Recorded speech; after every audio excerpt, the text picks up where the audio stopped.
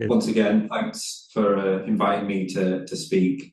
So I know that this group has been really instrumental, really, in the development of web tooling for visualizing bioimaging and omics data. So it's really great to be here and to be able to present what the BioNGFF initiative is about and talk about some of our own web tooling. So I'm here today specifically to talk about a Wellcome-funded technology development grant. It's called BioNGFF, and it's really closely aligned with OME. So this is the open microscopy environment, which I'll talk about more and introduce. I think most of you will be familiar with the work of OME, but I'll talk a little bit about the history.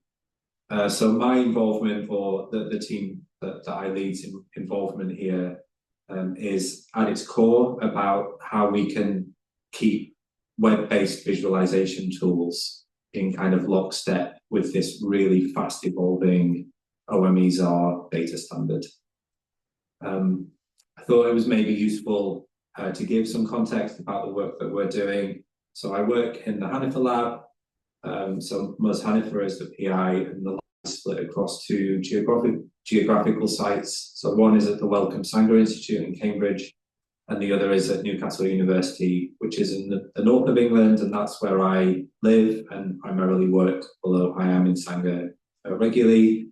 Buzz's research produces very large, complex, multimodal spatial biology data sets. I lead the research software engineering team in the lab. So a big part of our work is building web applications and infrastructure that allow people to dynamically explore and interact with that type of data. So rather than just aiming to simply publish the raw data that sits in archive, we're trying to create these kind of dynamic living resources that allow people to engage with this data. So Ms.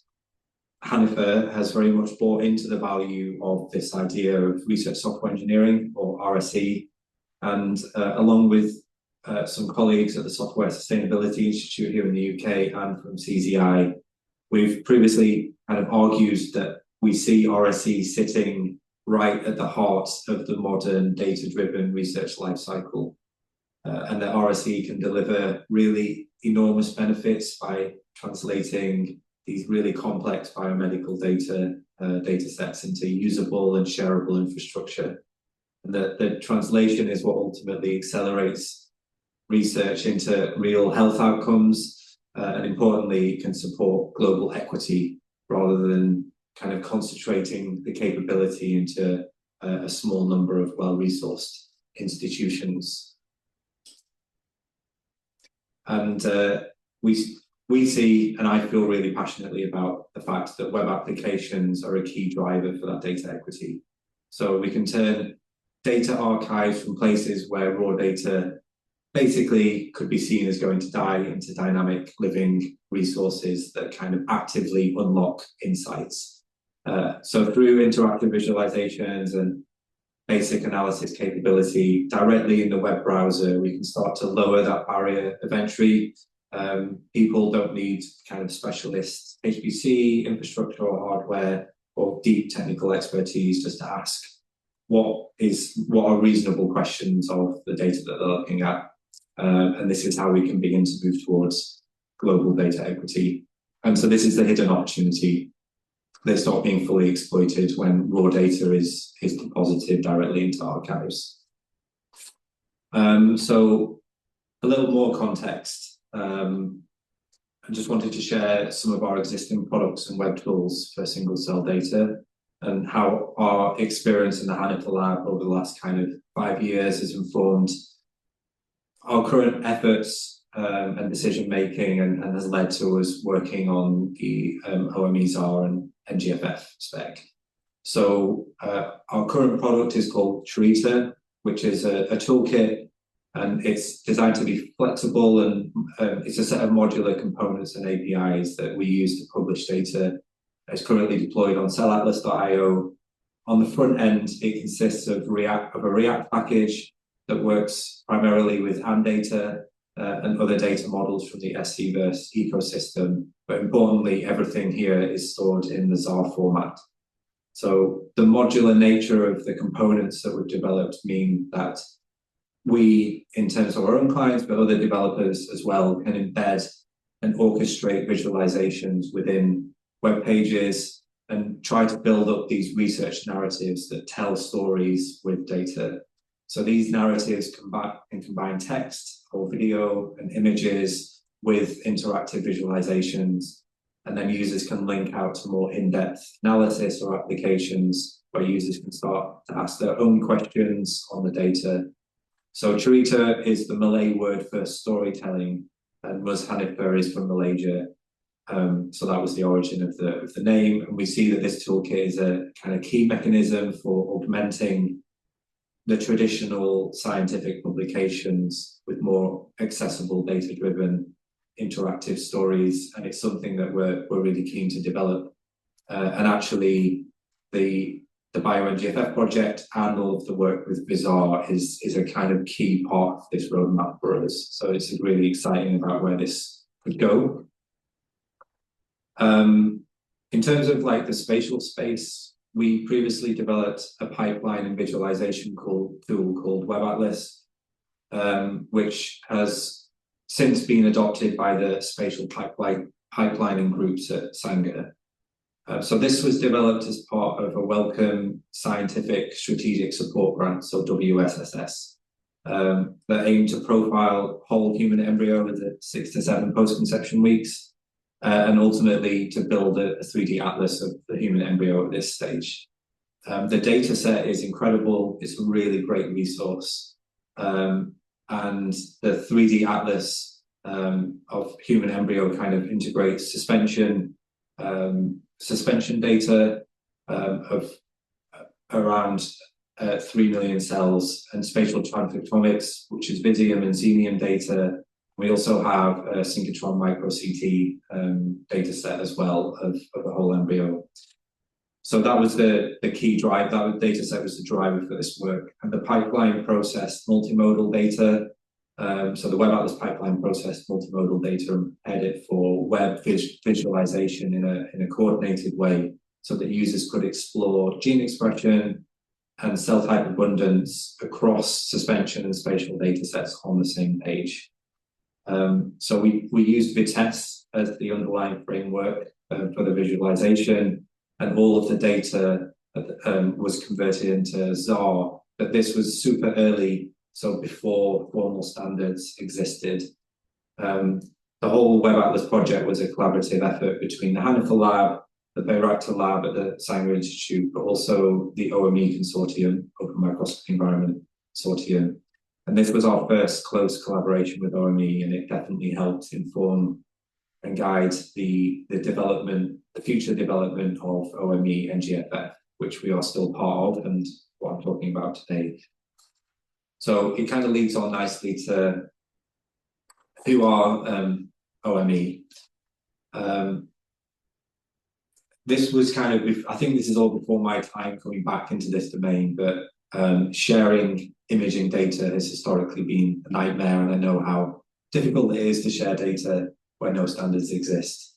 So existing imaging workflows struggled really badly with FAIR principles, and once people moved beyond relatively small data sets, data was very hard to access and reuse, and often very tightly coupled with specific vendors, tools, and specific environments as well. So at scale, this was all just very hard work for people, and everything kind of broke down. So this is the problem that OME have been working for a very long time to try and solve. They've been trying to solve problems since around, well, the year 2000, and they've been incredibly successful. It's a really successful piece of work that they've done. There's lots of products, and they've been successful, I think, because they've consistently prioritized open standards and interoperability for bioimaging data. As data has evolved and modern imaging formats have scaled in complexity, this type of work is often really undervalued and largely kind of invisible but it's really, really foundational, and it ties in really nicely with this idea of research software engineering as well, being this emergent ecosystem within academia and science. So without shared specifications and reference implementations, lots of things become very bespoke, fragile and exclusionary, because it's difficult for people to kind of come and join the community. So standards work is like super slow and really unglamorous, but deeply collaborative as its nature. And without it, none of the kind of tooling that I'm really excited about, and I know that you guys are working on, would be kind of possible or sustainable without all of this work. So as I say, OME created a lot of products over the years. I want to talk about OME-TIFF. So this was kind of a really important milestone in the OME journey, and it standardized how multidimensional imaging data could be stored and embedded with rich metadata directly alongside it, alongside the kind of pixel data. So it's open source, it's designed for high content, multidimensional bioimaging data, and it combines TIFF-based imaging with the embedded kind of OME XML metadata. So it enabled interoperable data sharing across microscopy platforms, and it supports large files, pyramidal data sets, and is widely supported through bioformats, which is a tool that converts the kind of hundreds of microscopy vendor formats into a standard format, which ultimately ended up being OME-TIFF. But the design assumptions that went into OME-TIFF, I think, reflect a slightly different era, this very fast-moving space. So it doesn't neatly map into cloud storage or parallel write and read access or truly multimodal data sets. So as imaging modalities grew in size and complexity, like OME-TIFF began to show its limits, not through design, but because basically the problem space had changed. So new kind of modalities forced a shift in how we think about data formats. So like whole slide imaging, multiplexed assays, and particularly spatial omics really demanded a cloud native access format, the ability to have chunk data layouts, multi-scale pyramids, and really kind of efficient parallel IO as well. So these were not just kind of, it would be nice to have these things, they were a prerequisite for particularly interactive exploration and kind of really modern analysis workflows. So in response to this, OME began working towards this idea of a next generation file format, or NGFF, and OME-NGFF emerged from that vision. There's an important distinction to make here. So OME-NGFF is the specification for next generation bioimaging data, and OME-Zarr is the Zarr-based implementation of that specification, optimized for kind of cloud and AI-ready workflows. In practice, lots of people use these terms interchangeably, and I certainly do that all the time, but that's the kind of conceptual difference between them. So I've talked about the kind of Zarr format a little bit, and I thought it was worth reviewing what Zarr actually is. So Zarr is a chunked array-based storage format designed for scalable parallel access to large data sets. It is not exclusive to bioimaging, and it's increasingly used in other domains like climate science for storing data, and it's used in single cell genomics as well. So unlike traditional formats where the data is all stored in a single file that's continuous, Zarr breaks large arrays into smaller, independently addressable chunks, and this allows different parts of the data set to be read and written or processed simultaneously, which is ideal for this kind of distributed workflow environment, but it's particularly ideal for web-based access as well. So at the heart of Zarr is this hierarchical structure, similar to a file system. You can have groups which act like folders, and they can contain other groups or arrays, allowing data sets to be organized and kind of nested in a logical way. The arrays themselves are multidimensional, stored in chunks. Each array defines its shape, indicating the dimensions of the data, and chunks, which are independently stored blocks. And the data type, which is kind of option, and there's also an optional compression to reduce the storage size of the chunk as well. So Zarr also supports attributes, so metadata stored as JSON, which attached to groups or arrays, and this makes data sets kind of self-describing and easier to interpret as well.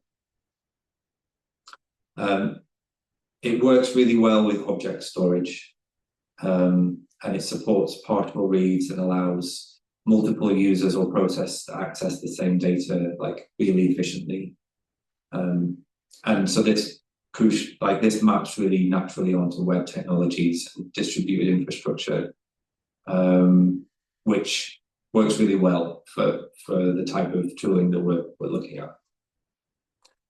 In terms of bioimaging, Zarr kind of enables something that was previously quite difficult. So we can work with these kind of Zarr formats to allow interactive exploration of large imaging data over the web. So we can selectively load the chunks that we actually need to render the parts that the user's interested in or is requesting or querying. And so it's very responsive to develop web applications with this technology, and ultimately it solves the scalability problem that previously was an issue in some areas. Very briefly, just want to talk about the OME-NGFF spec itself and how this evolves, because it's important for kind of what features we're targeting with the web viewer. So OME-NGFF isn't a kind of static format. It's a living specification. I think that's how they like to describe it. And it's really driven by community discussion and this idea of RFCs, so request for comments. New use cases continuously kind of feed back into the spec, which is a real strength, but it's also a challenge because tooling kind of has to evolve really quickly alongside the specification rather than lagging behind it to prevent kind of frustration from the community. So the specification evolves through this request for comments where an author will draft one of these features, which might be endorsed, but also reviewed. And through this iterative process, eventually we get to this place where there's working implementations, which includes code, and the specification itself is modified as well in accordance with what was proposed. And as we go through this kind of draft RFC spec, and ultimately gets merged in by the editors and is adopted into the specification. The idea is that the implementations will be operational when the changes to the specification are merged.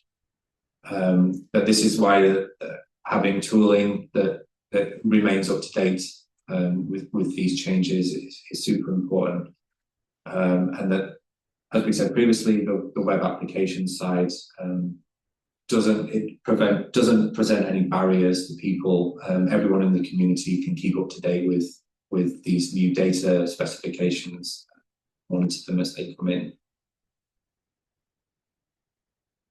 So BioNGFF, kind of building on all of this work, the consortium of partners was recently awarded this Welcome Technology Development Grant.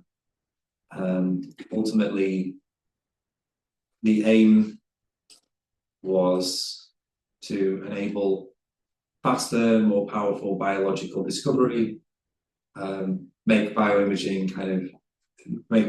data really AI ready, scalable, shareable, and support ongoing spec improvement and adoption. there's a couple of different partners within the grant, all kind of looking at slightly different use cases. Because of our lab, we are focused quite a lot on the spatial transcriptomic use case and thinking about how we can incorporate that into the specification. But because of our previous work with web applications, we're also very much focused on the development of web technologies and web tooling as well to support this community and support the aims of the grant.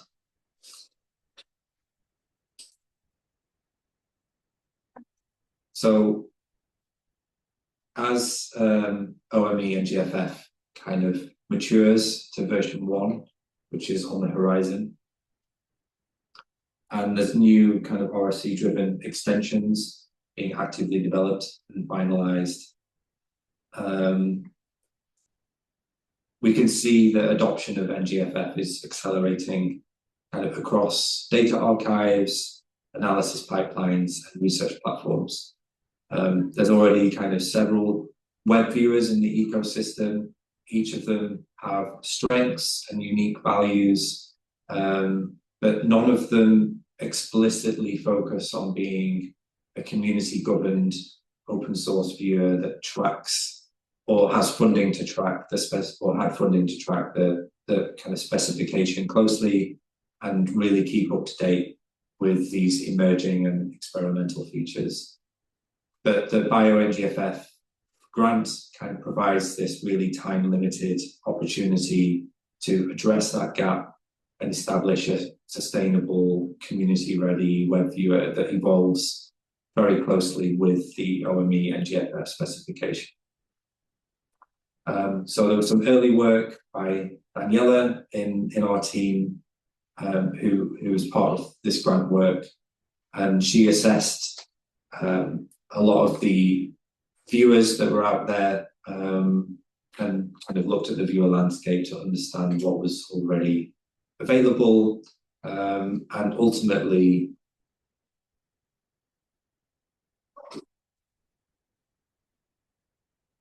we know that a lot of people are already using VUES as a basis for viewing OME-Zarr data. So VUES is a minimal, purely client-side program for viewing Zarr-based images, developed by Mark, and it's built on Viv, which is a WebGL-powered toolkit for visualizing bioimaging data sets. After all of the assessment work that we did, it was very clear that VUES was a very, very strong foundation to kind of build on and evolve with the funding from the BioNGFF grant in a way that would align with the community, with the needs of the community moving forward. And ultimately, we made the decision to put all of the investment in terms of engineering and development into VUES. And so we've forked VUES, and the intention is that we'll move forward with the development of this tool, and make sure that we align really closely with the features that are coming out. Sorry, David, just you have it on your previous slide, but just want to give credit to Trevor. Trevor Mans was primarily the one who developed VUES. I contributed to some of the other infrastructure like Viv, but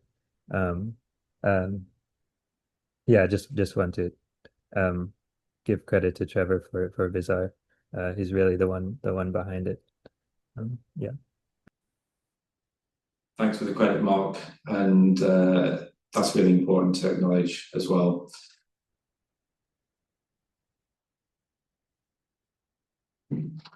So we've come forward with a kind of proposal about how we see this working on what the key kind of criteria and important aspects of moving forward would be for the future of VUES. So ultimately, the kind of description would remain largely the same. So we want it to be a modern web package for viewing multi-scale, multimodal OME-Zarr images. Currently, it's offered as a standalone web application, and we've tried to reassure the community that that would still be the case, and that the usage and implementation of that would remain backwards compatible wherever possible. But in addition to offering that web application, we'd also export a usable React component so that people can embed and import and use VUES-Zarr as a dependency within their own clients as well.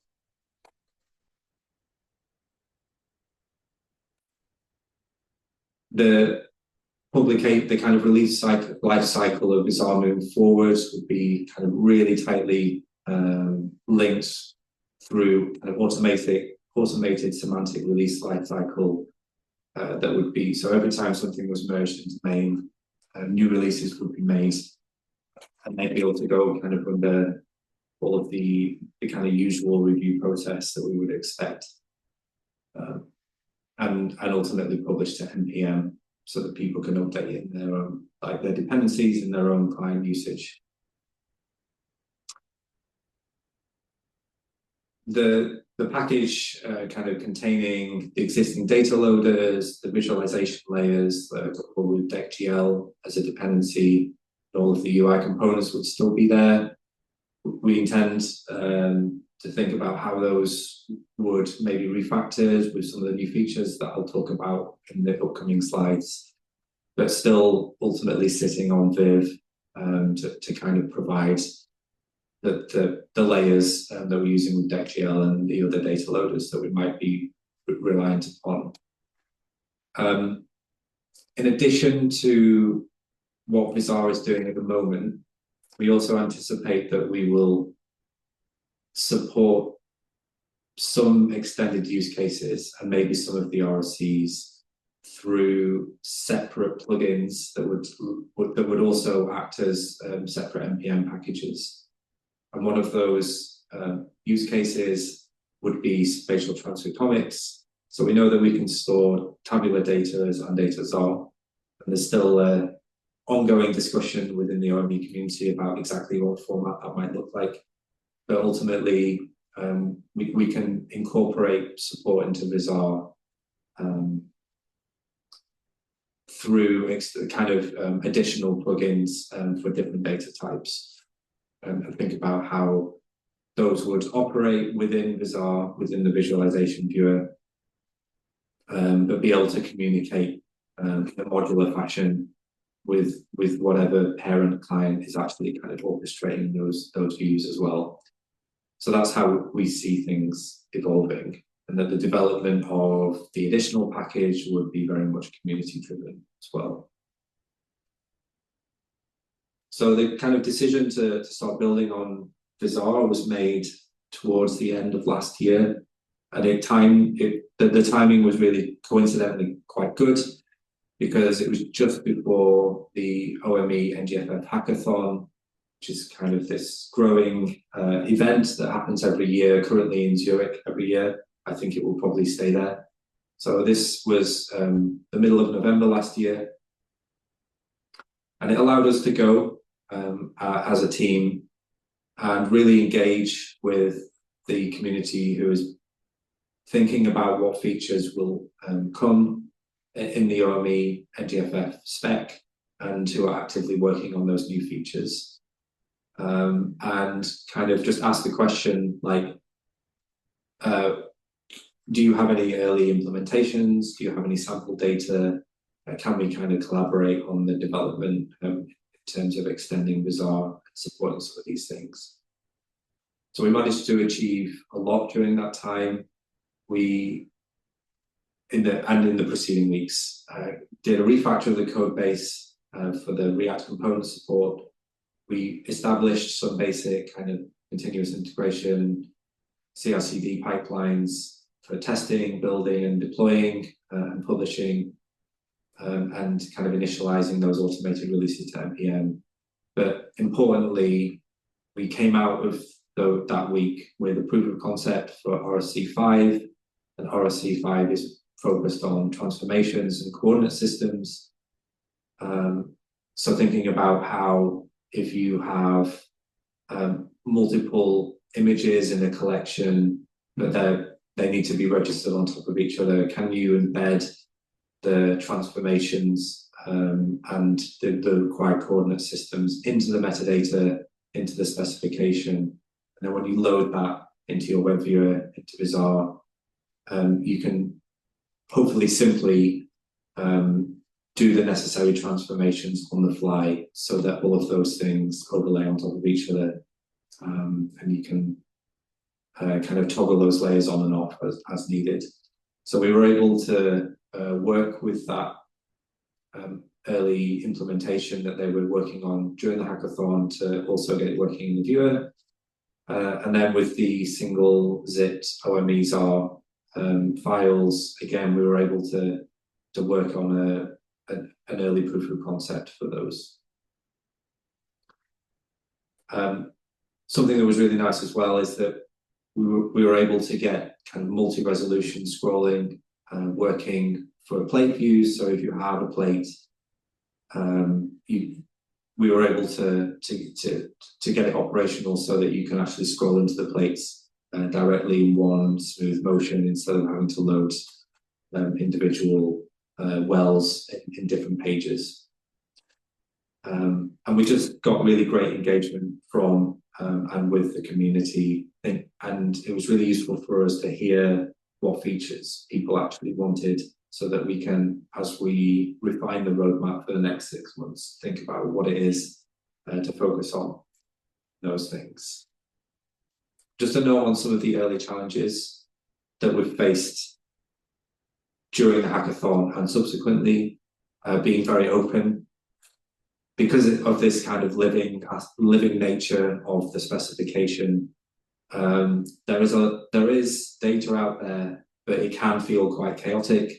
A lot of it is poorly documented, and it's very difficult to understand unless it's data that you're generating. In some ways, that's why we're quite lucky in the Hanifa Lab, because we do understand the data that we're generating, or we can get data from, or we can get kind of an understanding from Sanger if it's generated at the Sanger Institute. But as you start to communicate with external collaborators, you very quickly kind of realize that it's difficult to build a shared understanding. That's kind of motivation for having these specifications, but at this stage, it can feel quite chaotic. And again, there's a lot of kind of non-compliant files or outdated OME-Zarr NGFF usage. So you might encounter a file that was created on an old version of the spec, or you might just encounter a file that you eventually realize isn't compliant or doesn't follow the specification. And again, this is informing a lot of our decision making in these early stages, because I think that you guys have done a lot of work on this, but like basically trying to introduce a validation layer so that you can understand whether it's valid in terms of the spec. And even if it is, whether there's other problems that we might face in rendering it.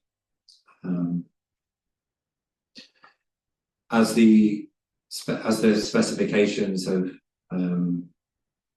evolved and there's working implementations of them, we might encounter files that kind of have experimental feature support or experimental implementations, which is part of the role that we have, but it's also difficult to understand what state some of those files are in. Another interesting challenge is, as the OME-NGFF spec is implemented in Zarr and is very dependent on Zarr, but as the Zarr format itself evolves, new features are added into that, like sharding, and inevitably those changes kind of require additional changes within the development that kind of extend beyond just what's actually changed to the spec. So those two things are interesting, and dependency conflicts in web technologies. So actually this is being open, an issue that we faced, like particularly with DecGL, which is kind of this foundational component across a lot of the ecosystem. it might be pinned to a particular version in Viv, but then in something else we kind of want it, we might need to or want to upgrade it to something new. So where do we sit with things like that? And it's quite hard unpicking those dependencies across the environment. And ultimately, the data we're working with is still very large. And even though there's a standard that we can share it in, it still is large, and so it's hard to move, and it's hard to do compute on, and it can be hard to view as well. So that is still a real challenge for us.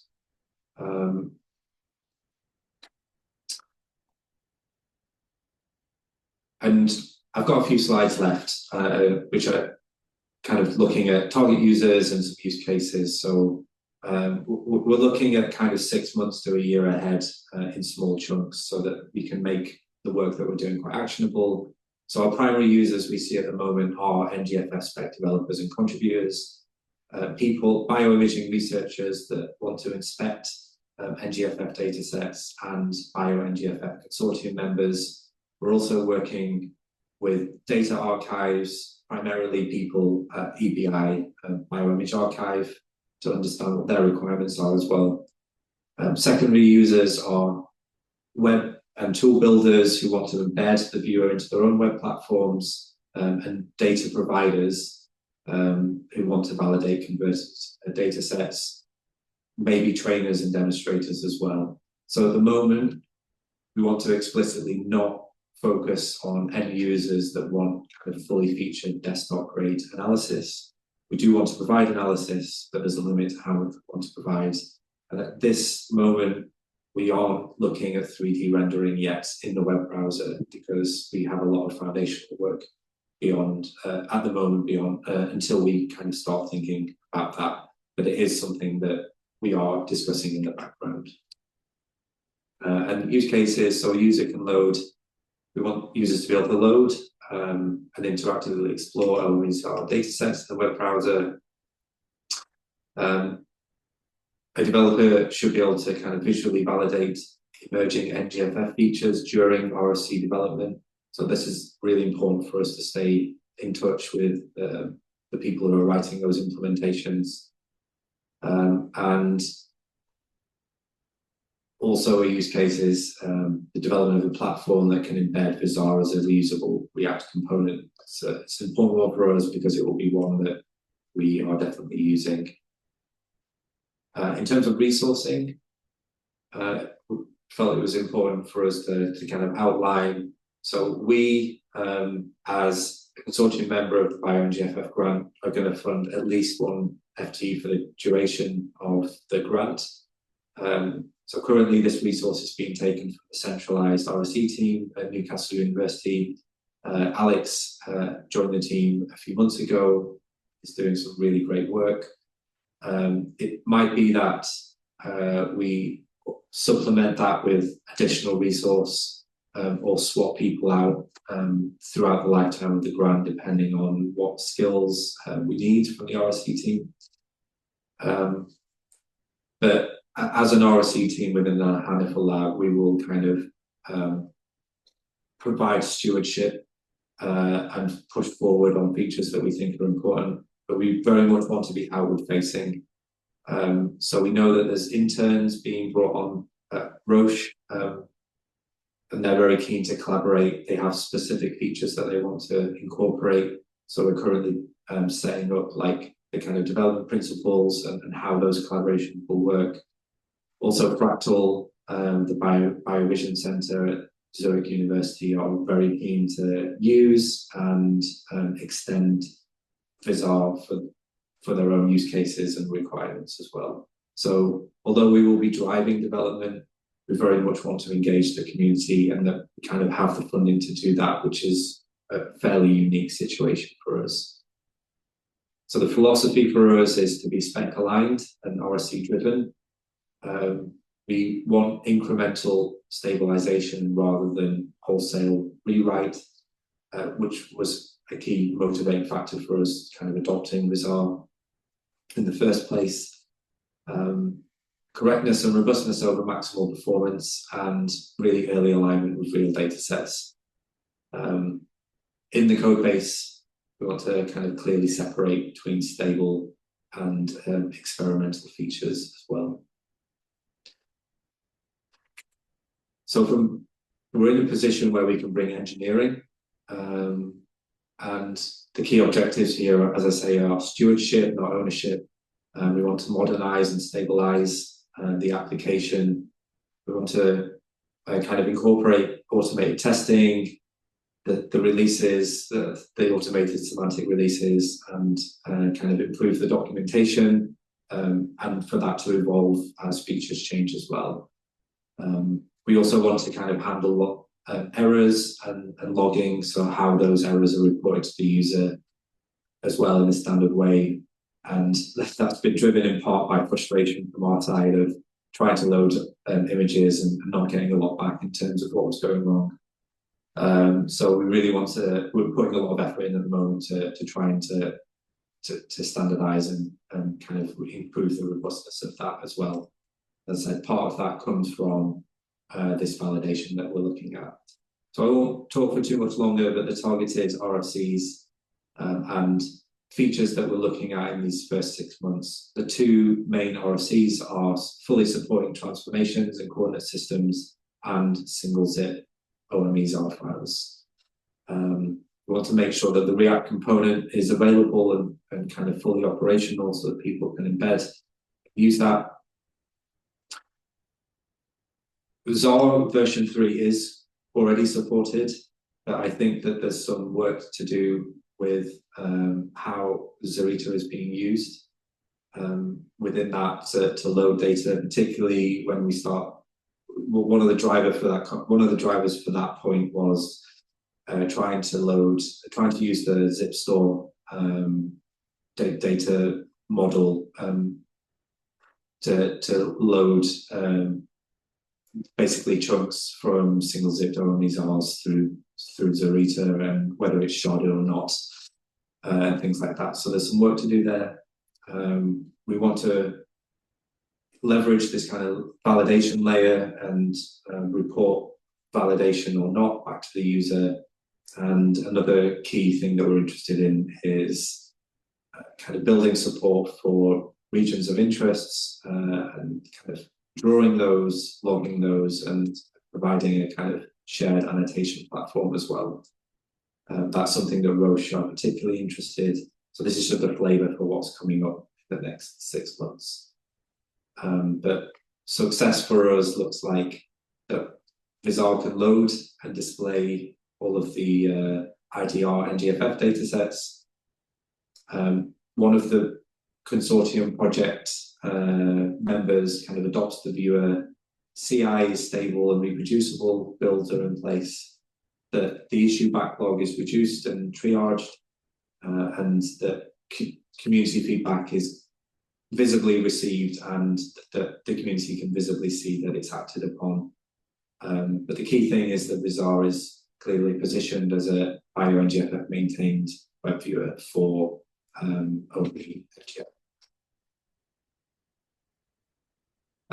So I just want to thank two people from my team in particular. So Daniela, who has worked with me for a long time, but has done some work on the early scoping of this, and it is really very deep in the development of these tools. And Alex, who recently joined to kind of work on this full time. But everyone else, particularly Josh Moore and Jean-Marie from OME, who have been really helpful, and I hope I've done justice to the work that they did earlier on as well. And very quickly before I finish, I just try to include this slide in all of my presentations. So I just do a lot of advocacy for mental health in research environments, particularly in research software engineering, in the ecosystem in the UK. So really my motivation here is to reduce stigma around mental health, and make sure that we create environments where people feel able to talk about these things without judgment. and there's a QR code there to join a mailing list with more news and kind of outcomes and reports from the work that I'm doing there. I'll just finish with saying thank you very much, and I'm happy to take any questions.